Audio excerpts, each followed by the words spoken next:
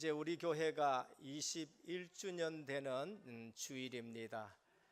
오직 복음 외치면서 시작이 된 교회에 하나님이 여러 가지 증거를 주셨고요. 또 이제 다음 주일은 종교개혁 500주년 되는 주일입니다. 무엇보다도 이런 것보다가는 실제 이 주일이라든지 의미 있는 것을 생각할 때에 우리가 복음이 얼마나 중요하고 소중한가라는 것을 그 역사에서 우리가 실제로 내 가슴에 담겨야 돼요. 그러자면은 이 복음이 내게 얼마나 소중한가 답이 나야지. 그렇지 아니하면은 500주년이 되었다, 우리 은혜교회가 21주년이 됐다, 내게 아무 의미가 없어요. 이 복음이 정말로 인생의 근본 문제 해결하신 그리스도, 이거 놓쳤을 때에 역사에 어떤 일이 났는가? 그거는 말 못하는 일들이 났는 거예요. 전쟁도 일어나고 재앙도 일어나고 그러면서 천재지변도 일어나고 말 못하는 거예요. 근데 이 복음을 조금 아는 사람들이 얘기를 했다. 그 어두운 시대에 샛별 같은 사역자가 되어지고요. 그것을 갖다가 깃발을 들었다. 역사가 뒤바뀌는 일들이 나는 거예요. 우리가 지금 받은 복음이 얼마나 귀중한가? 실제로 답이 난 사람하고 답이 나지 않는 한 사람하고는 교회 생각하는 것이 틀려지고요. 이 복음의 귀중성 생각하는 것이 틀려지고요. 정말로 우리 복음 운동하는 것이 어떤 것인지 하는 그 생각이 틀려지는 거예요. 그게 안 되어졌다. 그러면은 예배 드리는 것도 올 또 주일이니까 어쨌든 부인한테 끌려가서라도 1시간 예배 드려야 되겠다 이렇게 오시는 분도 있고요. 또 부모님 눈치 봐가지고 또 와서 또 예배도 또 드려야 되겠다라는 우리 렘넌트 있겠지요. 그러나 이 복음은 그런 것이 아니에요. 그래서 실제 내게 전달된 이 복음이 얼마나 귀중한가를 생각, 그것은 그리스도가 피 흘려 우리를 구속하신 복음이기 때문에 역사마다 이 복음 회복될 때에 그냥 회복된 게 아니에요. 그게 오늘 본문인 것입니다. 그게 오늘 본문인데 유대인들에 의해 가지고 이단이라 해가지고는요, 거기서 유대인 공동체에서 사실상 핍박을 받게 되어지고, 그래서 실제적으로 이 복음을 들고 얼마나 많은 사람이 죽었느냐. 이 복음 때문에 광약교회가 있었었는데 그 광약교회가 복음을 잃어버려 가지고 유대교회가 되었고, 그래서 그리스도가 오셔서 다시 세상 죄를 지고 가는 하나님의 어린 양이로다 복음 실체가 오셔서 세워놓은 것이 초대교회예요. 그런데 이 초대교회가 유대의 공동체에서 핍박을 받고, 그 다음에 또 헬라 이 우상 섬기는 사람들한테 핍박을 받고, 그 다음에 나중에는 로마 제국의 10황제에 의해서 핍박을 받았는데 얼마나 받았느냐? 수없는 피를 흘렸어요. 수없는 순교자의 피를 흘려서 이 복음이 오늘 우리에게까지 전달된 줄 믿으시길 바랍니다. 그러면은 내가 받은 복음이요, 이게 얼마나 소중한가 모르는 사람은 거기에 대한 감각이 없어요. 그런데 이 초대교회가 어느 날 또 문제가 오게 되는 겁니다. 핍박받을 때에는 정말로 제자들만 탁 모여서 여기에는 복음의 폭발력이 있는 거예요. 복음의 폭발력이 있는데 핍박이 없어지기 시작하니까 313년에 로마가 기독교를 공인하게 되고 380년에는 로마의 기독교가 국교가 되어버렸어요. 그러면은 국교가 되면은 어떤 일이 나느냐? 공무원 시험 치려고 해도 세례증이 있어야 공무원 시험 칠 수 있고, 어디 가가지고 취직을 하려고 해도 교회 다닌다 해야 취직을 할 수가 있는 거예요. 그러니까 안 믿어도 교회 나가야 되는 거예요. 가짜도 교회 나가야 되는 거예요. 내 이익을 위해서도 교회 나가야 되는 거예요. 그러다가 보니까 교회의 권위가 어마어마하게 커지는 거예요. 그러니까 신부가 결혼은 안 했는데도 굉장하게 권위가 있어 보이고요, 신부가 결혼을 안 해도 굉장한 뭐라 그럴까요? 부를 가지고 있기 때문에 신부의 말이 굉장한 영향이 있거든요. 그러니까 나도 신부 한번 해볼까 해가지고 신부 된 사람이 있어요. 복음은 전혀 없어요. 그 사람이 어느 날 주임 신부가 되고, 그 사람이 어느 날 교구장이 되고, 그 사람이 어느 날 추기경이 되고, 그 사람이 어느 날 교황이 되어버리니까 이게 복음은 없어지고 교회는 어떻게 됐냐? 종교로 변한 것이죠. 그때 먼저 좀 깨달은 사람들이 말했는데 이거는 아니다. 오직 의인은 믿음으로 말미암아 구원받는다라고 말씀하면서 들기 시작한 것이 마지막에 마틴 루터고 칼빈 선생님은 구원은 하나님의 절대 주권 속에서 조건 두면은 누구도 구원받을 자 없고 무조건 하나님이 우리를 선택해 주시고 불가항력적인 은혜를 베푸셔서 성도의 견인으로 승리하게 하신다. 그래서 구원이란 것이 하나님의 은혜로 된 것을 말씀하게 된 거예요. 그러면은 초대교회에 얼마나 이 복음이 소중한지 순교하면서까지 이 복음을 지켰고, 그리고 중세시대의 종교개혁 500년 전입니다. 이때는 30년 전쟁, 100년 전쟁해서 이 복음을 지키기 위해서 아니다. 천주교에서 말하는 그건 아니다. 그래서 시작해서 한 것이 개신교가 됐고 개혁주의가 됐고 프로테스탄트가 됐는데, 이 복음을 지키기 위해서 얼마나 죽었느냐? 유럽 인구의 3분의 1이 전쟁하면서 죽은 거예요. 그러면은 오늘 우리가 받은 복음이 얼마나 귀중하냐 하는 것을 우리가 알고 신앙생활 하시기를 축원드립니다. 그러는 중에 500년 중에 또 교회가 보니까 또 이상하게 가요. 지금 또 한국교회에서도 얘기합니다. 지금 세계교회에서 얘기해요. 한국교회 이대로 가서는 안 된다 얘기해요. 근데 오직 복음 캤는데 우리 보고 뭐 하느냐면은 또 우리에게 이단의 굴레를 또 덮어 씌우기도 하고, 자기들은 얘기하면서 우리가 얘기하면 또 그렇게 얘기해요. 세계교회가 지금 전부 문 닫고 있습니다. 그런데 그 문 닫는데 오직 그리스도의 복음, 오직 하나님 나라, 오직 성령 충만이 아니면은 안 된다. 우리가 성경적인 전도하자, 복음으로 인생에 답을 주자 하고, 그럼 내가 복음 누리면은 하나님 분명히 지난주처럼 고넬료 가정을 만나게 하시고, 그러면서 우리 가정에 말씀 성취되고 우리 가정에 기도 응답이 오고 우리 가정에 전도 역사가 일어난다. 이 성경적인 전도예요. 그리고 내가 하는 일터에서 전도 운동이 일어나야 된다.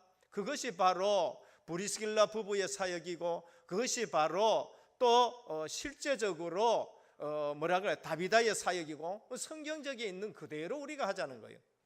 그리고 내가 사는 지역에, 내 사는 집이 지교에 되어서 지역의 흑암이 꺾여지고 우리 집이 그렇게 하나님 앞에 쓰임받아 지교회, 성경적으로 지금 하고 있는 거예요. 그런데 또 보면은 위기다 하면서도 오직 복음은 안 하고 다른 것으로 자꾸 하고 있는 시대가 된 거예요. 얼마나 지금 어두운 시대였냐. 교회가 와요. 그러면서 복음을 듣는데도 그 말이 들려지지 않는 일들이 얼마나 많은지 뭐예요. 그게 영적 사실이에요. 왜 그렇습니까? 그게 바로 고린도후서 4장 4절이에요. 혼미케 하는 영이 하나님의 말씀을 듣지 못하게 하는 거죠. 저는 설교 때마다 주님 저를 증인으로 세워주옵소서, 말 잘하는 목회자가 아니고 설교를 말 잘하게 하자. 저는 다락방에 왔어요. 말 잘하는 해야 되겠다라는 것에서 해방받았었어요. 왜냐하면은 말 잘해가지고 되는 설교가 아닌 거예요. 우리 주님은 오직 성령이 너희에게 임하시면 너희가 권능을 받고 예루살렘과 온 유대와 사마리아와 땅끝까지 이르러 내 증인이 되리라고 하셨습니다. 주님이 제자들에게요, 저는 복음 듣다가 깨달았어요. 제자들에게 너희들 말 섬세하게 해라, 말 잘 가다듬어 해라, 그건 말한 적 없어요. 너희들 설교 잘해라 한 말씀 없어요. 뭐라고 하셨나? 내 증인이 되리라 하셨습니다. 제자들은 주님을 직접 봤어요. 제자들은 주님이 십자가 지신 거 봤어요. 그리고 제자들은 예수님이 부활하신 걸 봤고, 제자들은 그 부활하신 주님이 승천하시면서 성령을 보내셔서 오순절 마가다락방에 그들에게 임한 것을 체험했었습니다. 거기에 우리가 증인이 되면 되는 거예요. 그래서 저는 그래요. 저는 합동에서 자랐었습니다. 오랜 잔뼈가 거기서 굵었어요. 그리고 직장생활 여기저기 하다 보니까 저는 통합에도 가가지고 신앙생활 조금 했었습니다. 아주 세련된 신앙생활들을 하더라고요. 저는 고신에 가가지고도 안수 집사 받고 그 다음에 또 장로까지 돼봤습니다. 굉장히 엄하게 신앙생활도 해봤었습니다. 그리고 성결교단에 가가지고도 제가 또 신앙생활도 한번 해봤었습니다. 우리가 거룩해야 된다, 우리가 믿는 자들이 거룩해야 되고 그 다음에 구별돼야 되고, 맞는 말이에요. 그러면서도요, 또 보면은 이상한 집단에 뭐 일어난다 해가지고 신비주의 하는 데도 가보고요, 또 이단이라 한데 또 귀신 쫓아내는 데 가보니까요, 사람들 갖다가 진짜 탁 치는데 팍팍팍팍 넘어지는 거 있지요. 그런 데도 가봤어요. 그런데 그런 것 가지고 제게 답이 안 됐어요. 어느 날 하나님이 은혜가 뭔지를 알았는데, 하나님의 말씀이 내게 깨달아지는 것이 은혜인 줄 믿습니다. 그게 뭔가? 집중하러 간 거예요. 합숙, 집중하러 간 거예요. 얼마나 복잡한지 모릅니다. 신학은 해야 되지요, 집에는 경제 문제 있지요, 아이 문제 있지요, 주변에 일어나는 일들 보면은 너무나, 근데 집중하러 가는 것이 바로 합숙이었어요. 갔는데 한마디예요. 주는 그리스도시요 살아계신 하나님의 아들이십니다. 인생 끝이에요. 저는요, 그 한마디에 그렇구나, 예수님이 그리스도시고 살아계신 하나님의 아들이다, 내 인생 모든 문제 끝내셨다는 거예요. 그게 복음이에요. 여기에 덧붙이는 거 있느냐? 덧붙이면 안 돼요. 우리가 기도 많이 해야 구원받습니까? 십자가의 한강도가 어떻게 그러면 구원받겠습니까? 그 사람이 교회를 가가지고 구원받을 수 있습니까? 이제는 죽는 판인데 그 사람이 어떻게 교회 가서 구원받아요? 그 사람이 언제 전도할 수 있습니까? 전도 못해요.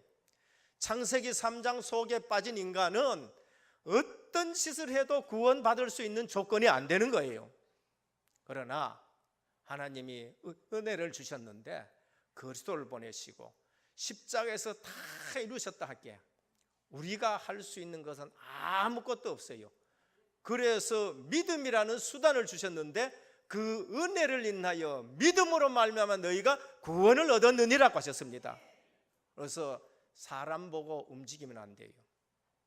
사람 보고 움직이지 말고, 인정 보고 움직이지 말고, 뭐 이 사람이 좀 무슨 역사가 있다든지, 이 사람이 좀 훌륭하다든지, 이 사람이 청빈하다든지, 이 사람이 깨끗하게 한다, 거기에 속으면 안 돼요. 그래서 오늘 또 저는 그러더라고요. 그 한마디에 제가 답이 나는 거예요. 아, 인생의 해답은 그리스도다 하는 거예요. 그리고 나서 말씀을 계속 듣습니다. 말씀 계속 안 듣는 사람들이, 세밀하게 안 듣는 사람이 다락방에 와가지고도 뭔가 또 신비한 일들 이런 거 일어나, 그런 사람이 앞장서서 일하다가 어디 간지 한번 저는 저 사람 대단한 게 아니고요, 말씀 놓쳤는데 어느 날 나는 유 목사님 오른팔이다 근데 어느 날 없어져 버려요. 그래서 유 목사님 오세요, 오른팔이 없습니다. 그런 일들을 만드는 거예요. 메시지를 계속 들으니까 그럼 내가 이제까지 뭐가 틀렸느냐? 내가 신앙생활이 복음의 축을 둔 신앙생활이 아니고 율법주의의 신앙생활에 축을 뒀구나, 그게 발견되죠. 어떤 분들은 신비주의의 축을 뒀겠지요, 어떤 분들은 인본주의의 축을 뒀겠지요. 신학도 신비주의 신학이 있고 신학도 인본주의 신학이 있고, 그게 자유주의 신학들입니다. 율법주의 신학이 있어요. 그만큼 복음 깨닫는 것이 사실상 은혜가 아니면 안 돼요. 근데 어느 날 메시지를 계속 듣다 보니까 제 가슴 속에 또 느껴지는 게 있어요. 근데 왜 안 되느냐? 그런 체질이 45년 동안, 제가 45년 만에 왔거든요. 올 수 없었는 상태고 왔어도 또 안 되는 상태겠지요. 지금 보면은 그때 왔었다 그러면 그게 더 큰 문제를 일으켰겠지요. 근데 45년 동안 있었던 체질이 내게 있는 거예요. 그렇구나. 그 체질이 나를 자꾸 다른 데로 가지고 가는 거구나. 그 체질이 나를 또 다른 데로 끌고 갔다는. 그래서 사도 바울이 로마서 7장 마지막에 오호라 나는 공고한 사람이로다. 바울도 그런 체질을 가지고 있었기 때문에 오호라 나는 공고한 사람이로다 그렇게 말한 거죠. 그래서 어디로 돌아갔냐? 우리 주 예수 그 안에서 이금을 주신 하나님께 감사한다. 어디로 돌아가요? 생명의 성령의 법이 나를 죄와 사망의 법에서 해방하였느니라고 했어요. 항상 어디로 돌아가요? 복음으로 깊이 들어갈 때에 바울 자신이 살게 되어지는 것이고 다른 사람도 살게 되어지는 거예요. 그래서 오늘 또 메시지를 계속 듣는 가운데 그 다음에 들려지는 게 뭔가? 그래서 오직이란 말이 들어요. 한 3, 4년 동안 제게 들려지는 말이 뭔가? 네 깊은 속에 동기가 있으면은 또 무너지는 거야. 그래서 오직 그리스도, 오직 하나님 나라, 오직 성령 충만을 놓고 늘 기도하라는 거예요. 그래서 사도들에게 뭐가 있었습니까? 정시 기도가 있어요. 제6시 기도 시간에, 제9시 기도 시간에 사도들은 늘 정시 기도 속에 있었고 사도는 늘 24시 기도 속에 있었고, 그러다 보니까 바울 같은 분들은 25시 기도 속에서 하나님의 영원한 계획들을 하나하나 누리게 되는 거죠.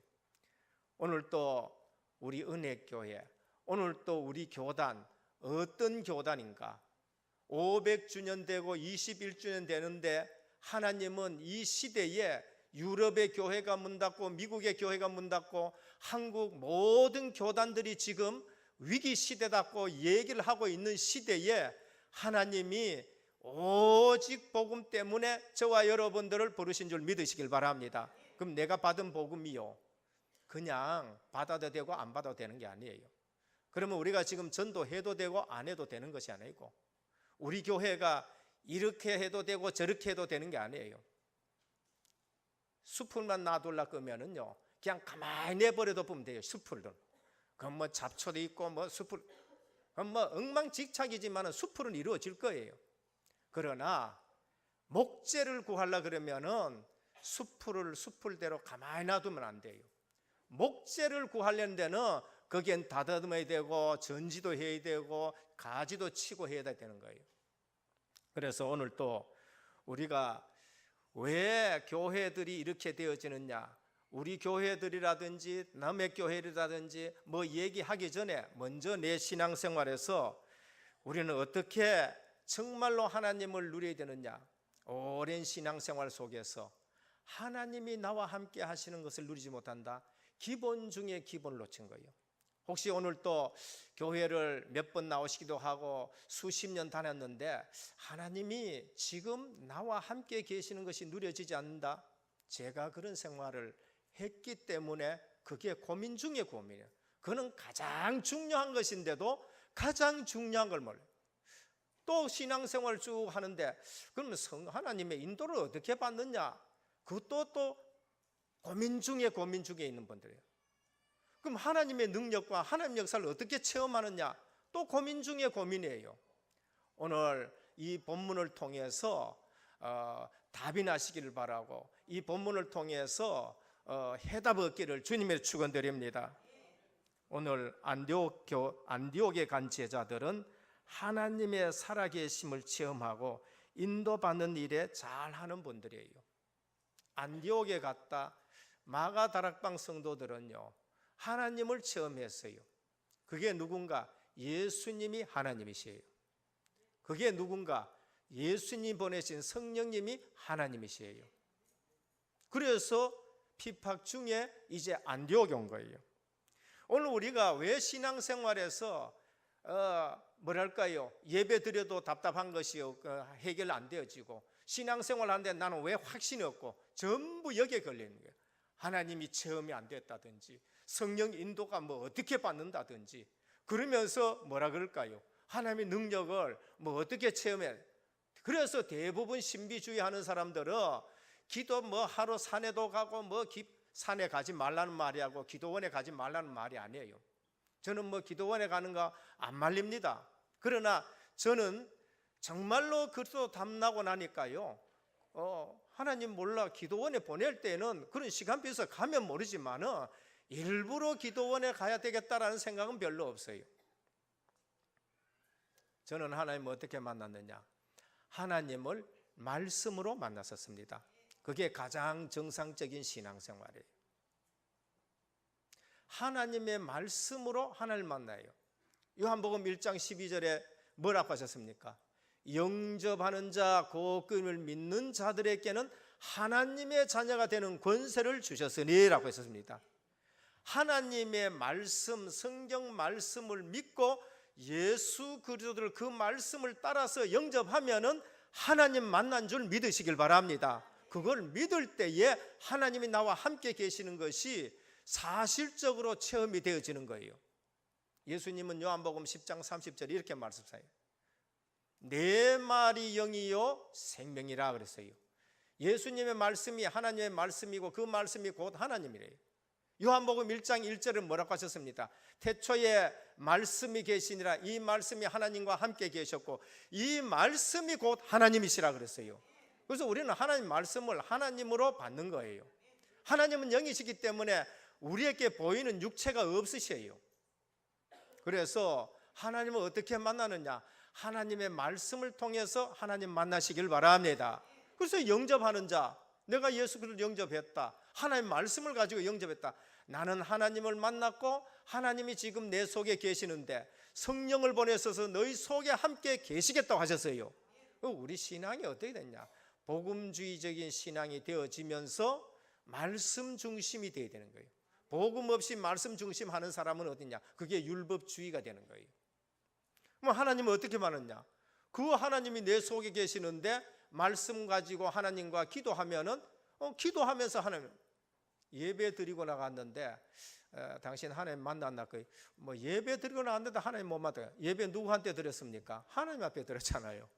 예배 드리고 나왔는데 기도하고 나왔는데도 하나님 만났는지 안 만났는지 기도 누구한테 했었습니까? 오늘 기도할 때에 하나님을 만나신 줄 믿으시길 바랍니다. 저는 기도 속에서 하나님 만나요. 저는 기도 속에서 임마누엘로 하나님 지금 내 속에 계시고 하나님이 지금 나와 함께 대하고 전도 현장에서 하나님 만나시길 바랍니다. 마태복음 28장 16절에서 20절에 주님이 제일 마지막에 하신 말씀이에요. 볼지어다 내가 세상 끝날까지, 전도 현장으로 보낸 그들에게 내가 세상 끝날까지 너희와 항상 함께 있으리라 했어요. 저는 옛날에 하나님이 지금 내한테 계시느냐, 내가 그럼 하나님을 어떻게 인도받느냐, 하나님 능력을 어떻게 체험하느냐, 신비주의 하는 사람처럼 저런 걸로서 체험받느냐, 아니면 능력 행하는 사람 그 사람들처럼 그렇게 하나님의 능력을 체험하냐? 아니에요. 저는 하나님의 말씀이 하나님이시고 나와 함께 계시고, 그리고 기도 속에서 하나님을 날마다 내가 함께 만나고 누리게 되어지는 것이고, 전도 현장에서 흑암이 꺾여지고 전도 문이 열려지고 생명이 구원 얻는 것이 능력 중에 능력이신 줄 믿으시길 바랍니다. 저는 기적 중에 기적이 뭔가? 내가 예수 만난 것이 그게 기적이에요. 저는 기적 중에 기적이 뭔가? 내가 지금 전도 대열에 서가지고 이 흐름 속에 있다는 것이 저는 기적 중에 기적이에요. 왜? 45년 동안 안 됐던 것이 이제 됐었으니까. 그래서 초대교회는 하나님의 말씀이 어디로 움직이는가? 오늘 제목입니다. 말씀 흐름 속에 있는 제자가 되어야 돼요. 예수 믿고 은혜로 구원받았는데 내 신앙생활은 왜 만날 이렇게 흔들리고 여기 가고 저기 가야 되느냐? 그것은 그날 하나님의 말씀이 흘러가는데 그 말씀하고 나가 상관없어요. 어제도 핵심에서 이런 메시지를 하거든요. 강단의 메시지가 나하고 상관이 없다. 그는 교인이 아니고 그거는 성도가 아니다라고 말해요. 초대교회에 환란이 일었습니다. 이렇게 봤었을 적에 오늘 우리는 말씀의 흐름 속에 있는 제자인데 19절에 보면은요, 환난을 인하여 흩어진 자들이 베니게와 구브로와 안디옥에 유대인에게만 복음을 전하는데 헬라인에게도 복음 전하는데 하나님이 손이 그와 함께 했다라는 것입니다. 그래서 오늘 우리가 하나님 말씀 흐름 속에 있기를 주님의 이름 축원드립니다. 그러면은 우리가 오늘날 전도, 선교, 세계 복음화에 방향 맞추고 그 흐름 속에 있어야 돼요. 성경은 오늘 이 본문의 말씀을 굉장히 중요하게 얘기합니다. 왜? 말씀 흐름이 지금 어디로 흘러가고 있느냐라는 거예요. 마가다락방의 교회, 예루살렘 교회가 이 사실을 보지 못해가지고 어려움을 당하는 거예요. 그래서 하나님의 말씀이 선포되면은 바로 하나님은 움직이십니다. 하나님의 말씀이 선포되면은 그 말씀은 능력의 말씀이기 때문에 바로 역사가 일어나요. 임금 말만 해도 대단하고, 오늘 대통령이 잘했는지 못했는지 모르지만은 원정고리 중단하고 3개월 동안 중단하는 일들이 그 보통 일들이 아니거든요. 대통령의 말에 힘이 없으면 그게 그렇게 되는 일이 아니거든요. 그런데 하나님의 말씀입니다. 사도행전 1장 8절, 오직 너희가 성령을 받고 권능을 받고 땅끝까지 이르러 증인되는데, 예루살렘 온 유다 사마리아 땅끝까지 하나님의 말씀이, 주님의 말씀이 그렇게 지금 선포되고 성취되고 있는 거예요. 하나님의 말씀이 선포되면은 중단되지 않는 줄 믿으시길 바랍니다. 절대 중단이 없어요. 그래서 오늘 또 사도행전은 그런 역사예요. 사도행전은 다른 역사가 아니고 사도행전 1장 8절의 말씀이 성취되는 역사입니다. 거기에 우리의 삶이 들어가야 하나님의 능력을 제대로 체험하는 줄 믿으시길 바랍니다. 하나님의 방향과 하나님의 목표하고는 상관없는데 내가 기도해가지고 뭐가 일어났다, 그게 귀신 역사예요. 성도들의 그런 분간이 없다. 그래서 어려움을 당하는 거예요. 하나님의 방향은 이쪽이고 하나님의 말씀은 이쪽으로 흘러가는데 나는 그거하고 상관없어요. 그러면서 내 목표를 위해서, 내 동기를 위해서 그렇게 하는데 거기에 역사가 일어났다. 그게 더 큰 문제가 되는 거예요. 우리가 안 믿고 있어도 안 믿는 사람이 문제지, 하나님은 하나님의 일을 하셔요. 어떻게 하느냐? 안 하면은 돌들이 소리 지르리라, 그렇게 말했어요. 안 하면 돌들이 소리 지르라고 해요. 그래서 우리의 삶이 어디로 들어가냐? 하나님의 말씀 흐름 속으로 들어가요. 핍박이 문제가 아니고 하나님의 말씀 흐름 속으로. 마침 핍박이 일어났는데 못 깨달았다 그렇겠죠. 그런데 흩어졌는데 그 자리가 어딨냐? 하나님의 말씀이 흘러가야 될 자리에 선 것이에요. 핍박을 좋아하는 성도들은 없습니다. 그러나 우리가 무슨 사건과 문제가 생기면 해석하기 전에 무엇을 먼저 봐야 되냐? 하나님의 말씀을 먼저 봐야 돼요. 그러면서 이 사건이 뭔지, 이 문제가 뭔지를 봐야 되는 겁니다. 우리가 무슨 일이 생기면 그 일을 해석할 때에 무엇을 가지고 해석해야 되냐? 하나님의 말씀을 가지고 해석을 하셔야 돼요. 그게 승리하는 비결입니다. 그게 누군가? 요셉이었었어요. 요셉에게는 엄청난 문제가 있었습니다. 근데 요셉은 자기 인생을 언약의 여정으로 이해를 하고 믿고 준비하고 그렇게 가는 거예요. 근데 그 어려운 여정 속에서 하나님의 영이 요셉에게 충만하게 하셨습니다. 그리고 마지막에 그 형들이 왔었을 때 창세기 45장 5절에 어떻게 했었어요? 당신들이 한 게 아니에요. 하나님이 나를 당신들 살리기 위해서 먼저 이곳에 보냈다라고 했는 거예요. 오늘 안디옥에 가서 전도하는 제자들이 하나님의 말씀 흐름 속에 있구나라는 걸 알았어요. 그 전까지는 어떻게 됐느냐? 이방에 전도하는 걸 몰랐어요. 유대까지만 전도하고 여기서 더 나가질 않는 거예요. 분명히 부활하신 주님은 부활 메시지를 주셨어요. 너희는 가서 모든 족속으로 제자를 삼으라. 너희는 온 천하 다니며 만민에게 복음을 전파하라. 오직 성령이 너희에게 임하시면 너희가 권능을 받고, 누가복음 24장에 너희는 모든 민족에게 가가지고 내 증인이 되리라고 해요.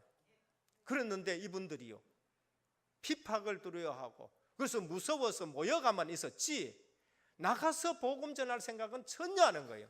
그때 스데반의 일로 일어나가지고 어떻게 됐냐? 나가서 전도하는 거예요. 오늘 우리 교단도 어쩌면은 마찬가지예요. 우리는 이러한 어려움 속에 있을 때 우리가 어디로 나갔냐? 이제는 그러면 현장으로 가자. 이제는 그러면 해외로 가자 해가지고 전 해외에 지금 복음이 증거되면서 전 해외에 RUTC와 전 해외에 신학교가 세워지고 전 해외에 정말로 사명자들이 일어난 줄 믿으시길 바랍니다. 지금 말씀이 어디로 흘러가느냐가 우리가 굉장히 중요한 거예요. 그런데 유대인들처럼 또 아니면은 세계 선교를 모르고 교회 안에서만 우리가 옥신각신한다. 그게 하나님의 계획을 모르는 거예요. 우리가 무슨 일이 생기면 그것을 하나님의 말씀을 가지고 해석을 하고 예루살렘과 온 유대와 땅끝까지 증인되리라 하는 거. 근데 거기 가니까요 하나님의 능력이 역사하는 걸 볼 수 있습니다. 오늘 또 역사를 이전에 하나님 말씀이 뭔지를 봐야 돼요. 대부분 홍해 갈라졌다 그러면은요 홍해 갈라진 것 가지고 좋아하고 모세 쳐다보고 그 다음에 모세 지팡이가 능력의 지팡이다 이렇게 얘기할 수가 있어요. 그게 아직도 우리가 하나님의 말씀의 약속의 신앙이 아니고요 지금 다른 거 보고 있는 거예요. 홍해는 갈라져야 되는 줄 믿으시길 바랍니다. 왜요? 이스라엘이 히브리인들이 구원받고 나서는 가나안 땅으로 가는 것이 그게 하나님의 약속이에요. 그리고 그 앞에 장애물이 있다. 그건 반드시 갈라져야 돼요. 요단강도 갈라져야 되고 여리고도 갈라져야 될 줄 믿으시길 바랍니다. 그러면 우리 앞에 있는 문제는 내가 이 약속을 붙들고 있느냐 아니냐가 문제지 다른 것은 전혀 문제되지 않는 줄 믿으시길 바랍니다. 그래서 훌륭한 신앙이 뭔가 저는 정리했습니다. 그 사람이 하나님의 약속을 붙들고 움직이느냐, 그 사람이 뭘 딴 거 보고 움직이느냐, 그 사람이 정에 의해서 움직이느냐, 마누라 때문에 움직이느냐, 아니면 돈 때문에 움직이느냐, 인정 때문에 움직이느냐, 얼마나 많은지 몰라요.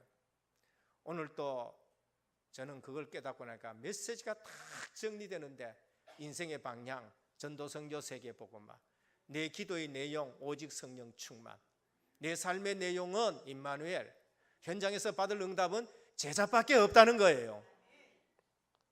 본론입니다.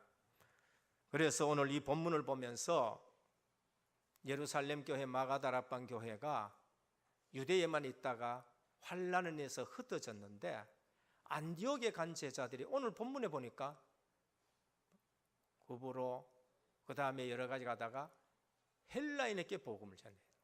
여기에 하나님이 역사하시고 하나님의 능력이 나타나고 증거를 준 거예요. 첫 번째입니다. 하나님의 말씀이 지금 어느 방향으로 움직이는가, 이것이 굉장히 중요합니다. 내가 구원받아 나놓고도 늘 시들시들한다. 하나님의 말씀 흐름 속으로 내가 안 타고 있다라는 거예요. 21절입니다. 여기에 하나님의 역사와 능력이 나타나기 시작했는데 주의 손이 그들과 함께 하시며 수다한 사람이 있고 죽게 돌아오더라 그랬어요. 오늘 우리 은혜교회가 오직 복음으로 결론 내리고 전도 선교 그 다음에 세계복음화 사도행전 1장을 붙잡고 전 세계로 방향 맞출 때에 주님의 손이 우리 은혜교회와 우리 성도님에게 함께 있는 줄 믿으시길 바랍니다. 그게 능력이에요. 주의 손이 나와 함께 있다. 그게 능력이란 말이에요. 23절 은혜가 보였다라고 말해요. 교회 와서는 은혜가 보여야 됩니다. 교회 와서는 딴 거 보이지 말고 은혜만 내가 받아야 되고 하나님의 은혜가 우리에게 지금 임하고 있다. 그래서 굳은 마음으로 주께 붙어 있으라 하셨어요. 어디에 붙어 있어야 됩니까? 주님께 붙어 있으시길 바랍니다. 요한복음 15장 나는 포도나무에 너희는 가지니 그랬어요. 예수 그렇게 붙어만 있으면 열매가 맺어지는 것입니다. 말씀으로 깨끗하게 했다고 말하고 열매가 맺는다 그래요. 사람에게 붙어 있으면은요 어느 날 떨어지게 되고 어느 날 시들게 되는 거예요. 24절인가 큰 무리가 더하더라 그랬어요. 이게 하나님의 역사고 하나님의 능력입니다. 26절에 제자들이 안디옥에서 비로소 그리스도인이라고 일컬음을 받게 된 것이죠. 그러면은 우리가 무엇을 깨달아야 되는가 하면은 하나님의 말씀 가는 방향으로 우리 삶을 옮기면은 흉년도 경제도 문제가 되지 않는 거예요. 흉년이 들었습니다. 글라우디오 황제 때에. 이거는요, 그럼 큰 지역이란 거예요. 큰 지역에 로마 황제 이름이다. 역사적인 사실이에요. 흉년이 들었는데 안디옥 교회는 경제가 문제가 되지 않아요. 안디옥 교회는 흉년이 문제가 안 돼요. 여러분들, 하나님의 약속을 붙들고 있는 사람에게는 세상 흉년이 상관없는 줄 믿으시길 바랍니다. IMF도 상관없고 아무 상관없어요. 그거 놓칠 때에 아브라함은요, 애굽에 내려가 고생 바가지를 하는 거예요. 근데 그 아들 이삭은요, 창세기 26장 한번 봐요. 하나님이 너 약속 붙들고 이 땅에 머물러 하니까 안 움직였어요. 그 해에 100배의 축복을 주셨습니다. 세상 경제하고 하나님의 경제하고는 상관이 없어요. 세상 흉년하고 하나님의 역사의 복음 경제하고는 전혀 상관없어요. 오히려 안디옥 교회는 이 흉년에 뭡니까? 은혜의 방편으로 쓰임 받는 걸 볼 수 있어요. 오늘 이러한 축복을 누리시길 주님의 축원드립니다. 그러니까 오해하지 말고 들으셔야 돼요. 교회 와서 이 복음과 교회 와서 이 은혜와 교회 와서 이 흐름 속에 없다 그러면은, 교회 와서 은혜 못 받으면은 교회 온 거 손해입니다. 오해하지 말고 들으시길 바랍니다. 오지 말라는 말이 아니야. 안 와가지고 나중에 더 망해버려요. 교회 와서 은혜를 못 받았다, 교회 온 것만큼 손해가 되는 거예요. 교회 와서 하나님의 능력을 체험 못했다, 교회 다니는 것은 분명히 손해가 되는 거예요. 오해하지 말고, 부모님 치고 자식들이 잘 되기를 원치 않는 부모는 아무도 없습니다. 불교 집안인데 교회 가더니만은 공부 안 하고 은혜도 못 받고 그래서 입시도 제대로 안 됐다 그러면은 그것만큼 손해되는 게 없어요. 그러면 교회 와가지고 진짜 은혜 받고 그 다음에 공부한다, 하나님이 지혜를 주셔요. 복음 제대로 못 들으니까 혼미해가 공부가 안 되는 것이지, 복음 듣고 흑암이 떠나갔다 공부가 진짜 잘 될 줄 믿으시길 바랍니다. 전 그런 학생들 많이 봤거든요. 근데 교회 안 오고 공부 시큰했다, 서울대학 들어갔다, 그게 성공했는 것 같은데 그것 때문에 영적 문제가 오는 거예요. 그래서 불신자가 성공해가지고 어려움이에요. 근데 이 사실 모르는 사람들은 교회 와서 영적 눈도 없지, 이야, 자 말이지, 서울대학 들어갔다 그더라. 불신자 성공했는 거 보고 부러워하는 거예요. 오늘 또 우리는 렘넌트들이 말씀 흐름과 방향 속에 있다, 반드시 성공하는 줄 믿으시길 바랍니다. 그래서 은혜 받고 능력 받고 자기 일을 하나하나 찾아내야 돼요. 둘째입니다. 무슨 일이 생길 때마다 성경을 보셔야 됩니다.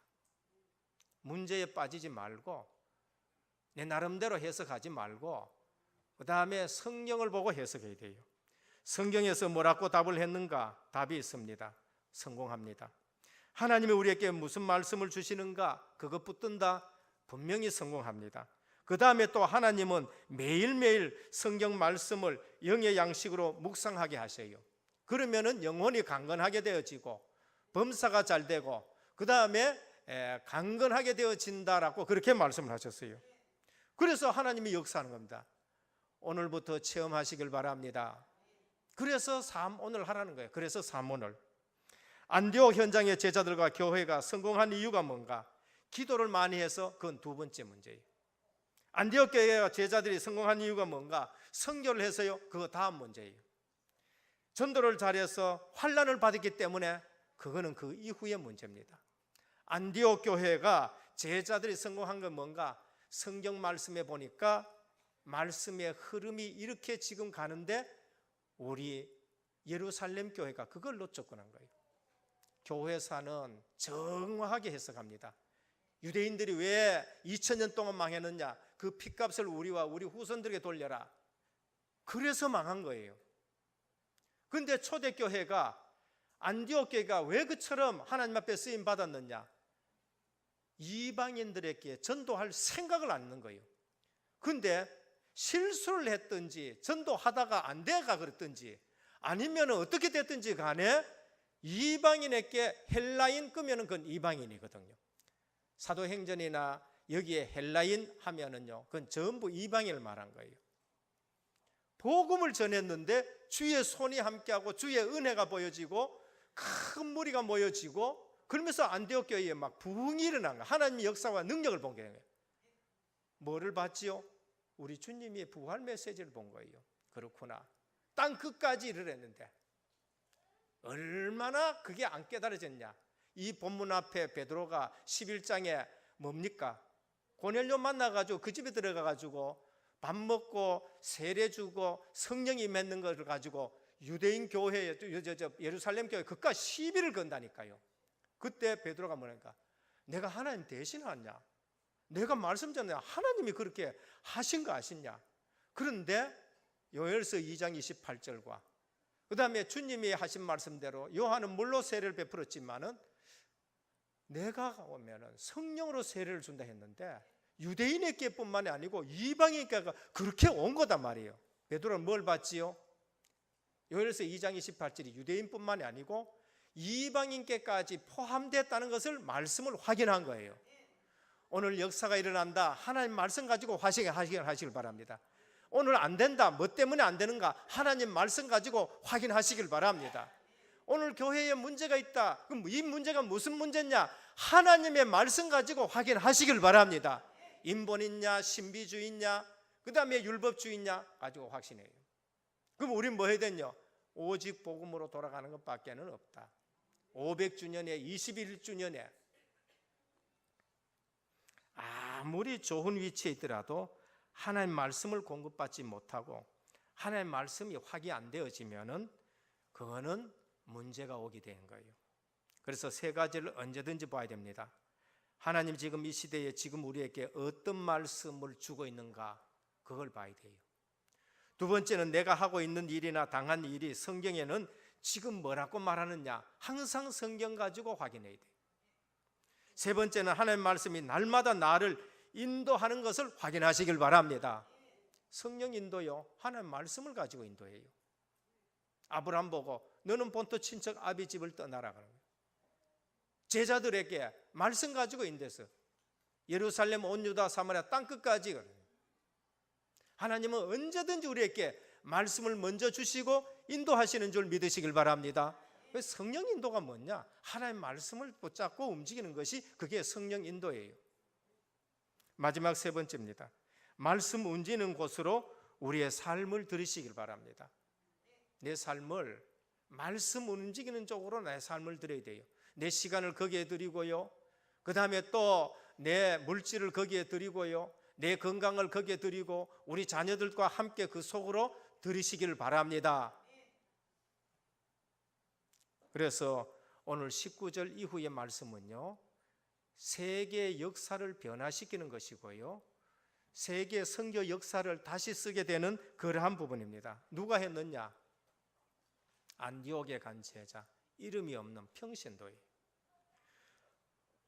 이사야 40장 8절에 보면 모든 육체는 풀과 같다. 그 모든 영광은 들의 꽃과 같다. 푸른 마르고 꽃은 시드나 여호와의 말씀은 영원히 서리라 하셨습니다. 우리 육체가 어떻습니까? 풀과 같아요. 내가 가지고 있는 거 좀 자랑할 거 풀의 꽃과 같은 영광이에요. 그런데 내가 어디로 들어가면 되느냐? 영원히 서리라 하신 말씀 속으로 들어가시길 바랍니다. 그럼 내 인생이 달라지는 거예요. 말씀 속에 들어가면 내 인생이 달라져요. 마태복음 5장 18절에 천지가 없어지기 전에는 하나님 말씀이 1.1핵도 없어지지 않고 다 이루리라 하셨습니다.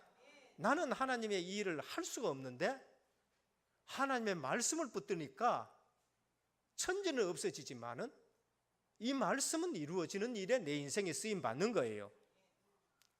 모세가 얼마나 약합니까? 80세가 다 됐는데. 그런데 하나님의 말씀에 붙들려 버렸어요. 하나님의 주신 말씀을 기록했단 말이에요. 그런데 그 말씀이 하나하나 모세 인생의 성취가 되기 시작하는 거예요.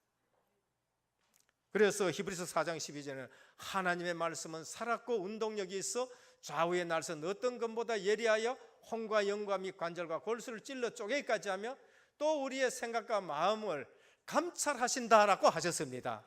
하나님 말씀 듣는 사람은요, 내가 치유되기 시작합니다. 영혼이 치유되고 골수가 치유되어지고 그러면서 생각과 마음도 치유되어지는데 오늘 그러한 시간이 되기를 주님의 축원드립니다. 그걸 붙들라는 거예요. 계시록 1장 3절에 이 예언의 말씀을 읽는 자와 듣는 자와 그 가운데 기록되는 것을 지키는 자가 복이 있다라고 말씀해요. 듣는 것도 복이 있는데 지키는 자가 복이 있는 줄 믿습니다. 그래서 이 말씀 붙들고 현장을 가는 거예요. 그래서 로마서 16장 인물들, 그 인생을 말씀 흐름 속으로 그 인생을 드린 사람들이 보호자다, 동력자다, 식주인이다, 생명건자예요. 결론입니다. 종교개혁 500주년 되는 해입니다. 지금 개혁교회들에게 엄청난 문제가 왔어요. 어떤 분들은 지금 개판직이고, 죄송합니다. 예. 지금 문제 일으키는 목회자와 교단들은 천주교보다 더 못하다 이렇게 얘기를 해요. 그 정도로 지금 그런 교회들도 있을 것이고요, 뭐 여러 교회 다 그렇다는 거 아니고 그런 가운데서도 기도하고 걱정하는 교회들도 있는 줄 믿으시길 바랍니다. 우리 교회가 그런 교회가 되기를 주님의 축원드립니다. 그래서 심지어 불신자들이 교회 걱정하는 그러한 목회자와 그런 장로님들과 그런 교회들이 없지 않아 있어요. 그러나 그걸 놓고 눈물 흘리는 교회도 있고 그걸 놓고 기도하는 교회도 있는 거예요. 그러면은 오늘 우리는 말씀 흐름 속에서 늘 같이 가는 겁니다. 학원 복음만 메시지 토요일 날 주셨습니다. 뭐라 합니까? 우리 시작의 시간표. 학원 복음만 원래 이달의 메시지가 뭔가? 사도행전이에요. 지금 학원 복음만 사도행전 했는지 안 했는지 모르시는 분들은 렘넌트 후대 사역하고 전혀 상관없어요. 어쩌면은 육신적인 것 때문에 교회와 예배 드린지도 모른다니까요. 사도행전을 주셨고 지금 우리 교회가 지금 계속 사도행전을 얘기하는 거예요. 뭐랬냐? 우리 시작의 시간표가 뭔가? 사도행전 1장입니다. 언약 속에서 내 인생이 시작이 되기를 축원합니다. 언약 바깥에서 시작되는 거 소망 없어요. 아무리 돈이 많아도 소망 없습니다. 우리의 응답의 시간표가 뭔가? 사도행전 2장입니다. 오순절이에요. 내게 하나님이 주님이 보내신 성령이 함께 하시는 시간표가 되기를 바랍니다. 그래야 세상 나가서 이길 수 있습니다.